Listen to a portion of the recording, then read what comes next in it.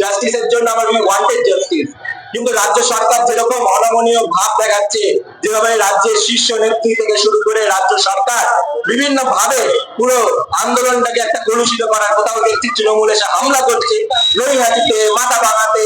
সাধারণ মানুষ যেখানে গণ আন্দোলন, তারা গণ আন্দোলনকে ভয় পেয়ে সেখানে গিয়ে বল প্রয়োগ করছে, এই অপপ্রয়োগ করেছে। এবং তার জন্য তারা রক্তের জন্য এত কিসে, রক্তের এত ক্ষুধা, আমরা সকলে মিলে সেই রক্ত দিয়ে দেবো। কিন্তু আমাদের ভোট অবয়ার বিচার হতে হবে। আমরা সুবিচার যতক্ষণ না পাচ্ছে, আপনারা মাঠ ভোট করে সাধারণ মানুষের উপর আক্রমণ করুন, সাধারণ নারীদের উপর আপনার শ্লীলতা হানি করলেও আপনি যতই শাসানি, আপনারা যতই দিতেই থাকেন, আমাদের এই আন্দোলন আরো শক্তিশালী হবে। কারণ সাধারণ মানুষ আজকে জাগ্রত, সাধারণ মানুষ আজকে পথে নেমেছে। এবং ভারতীয় জনতা যুব মোর্চা বিশ্বের সর্ববৃহৎ যুব সংগঠন হিসাবে ছাত্র যুবদের সাথে স্বর মিলিয়ে এই আন্দোলনে আরো তীব্রতর করার জন্য অঙ্গীকার নিচ্ছে। শাসকের কিসের এত ভয়? দর্শক, তোমার কে ভয়? এই প্রশ্ন আমাদের সবার মনের মধ্যে আসছে। কারণ রাজ্যের শাসক দল তৃণমূল কংগ্রেস কখনোই যারা দর্শক বা যারা এই দর্শকের বিরুদ্ধে, দর্শকদের যে বিরুদ্ধে যে প্রতিবাদ হয়েছে এবং সাধারণ মানুষের এই যে গণ আন্দোলনকে, তারা কখনো সমর্থন করছে না। তারা কখনো রাজনৈতিক রং দিচ্ছে। বিভিন্ন রাজনৈতিক দল থাকতেই পারে, কিন্তু তার সাথে সাথে বিভিন্ন ভাবে তাকে কলুষিত করার চেষ্টা করছে।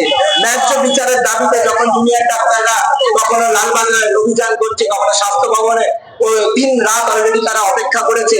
3টে রাত অপেক্ষা করার পরে রাজ্যের মুখ্যমন্ত্রী মমতা বন্দ্যোপাধ্যায় উনি বলছেন উনি নাকি 2 ঘন্টা অনেক, সেটা নাকি অনেক হয়ে গেছে। 2 ঘন্টা is not enough, enough is actually 34 দিন আমরা হয়ে গেছে, আমাদের বোনকে আমরা হারিয়েছি।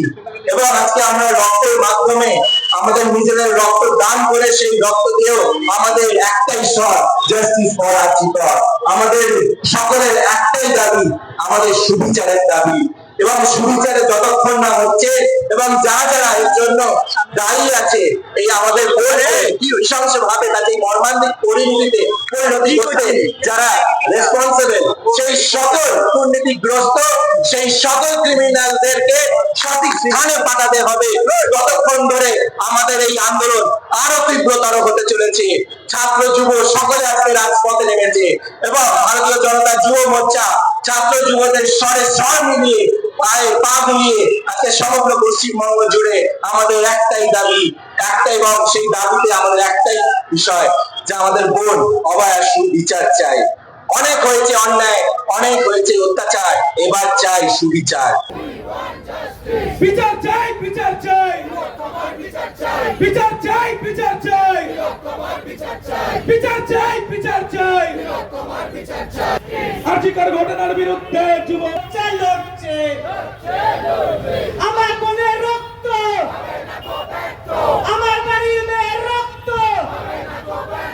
We demand justice, we demand justice, we demand justice. হাওড়াতেও একই স্বর, justice for আর্জিকর। হুগলিতে একই স্বর, justice for আর্জিকর। আরামবাগে একই স্বর, justice for আর্জিকর। বনগাঁতে একই, justice for আর্জিকর। বারাসাতে একই স্বর, justice for আর্জিকর। ব্যারাকপুরেও একই স্বর, justice for আর্জিকর। বাগালঘাটি একই স্বর, justice for আর্জিকর। মালেদাতে একই স্বর, justice for আর্জিকর। যে বা যারা এর জন্য রেসপন্সিবল, সেই সকল যত ক্রিমিনাল হতে পারে, তারা সেই সিন্ডিকেটের অংশ হতে পারে, তারা মাফিয়ার অংশ হতে পারে, তারা প্রশাসনিক ভবনে বসতে পারে, সেই সকল দুর্নীতিগ্রস্ত, সেই সকল ক্রিমিনাল মানসিকতার সব কটা যতজনে ওর জন্য, ওর এই নৃশংস মৃত্যুর জন্য যারা দায়ী, তাদেরকে যতক্ষণ না ছেড়ে পাঠানো হচ্ছে, যতক্ষণ না সুবিচার পাচ্ছে আমাদের বোন, ততক্ষণ আমাদের আন্দোলন চলবে।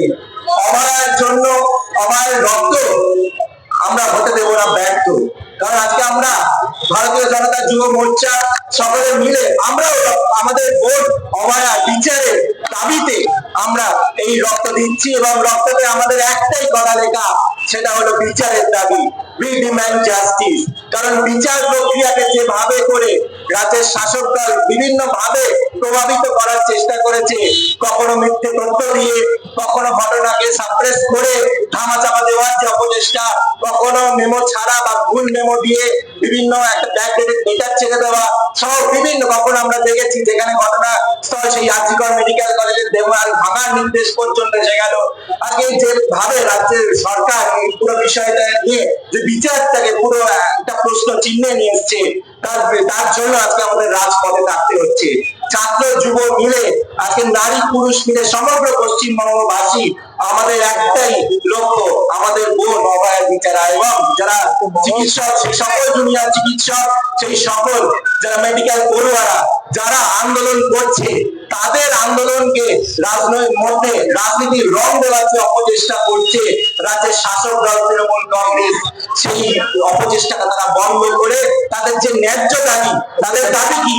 আমাদের ভোট যাকে আমরা হারিয়েছি, মর্মান্তিক ভাবে হারিয়েছি, তার বিচার, সেই বিচারের দাবি তাদের প্রধান দাবি।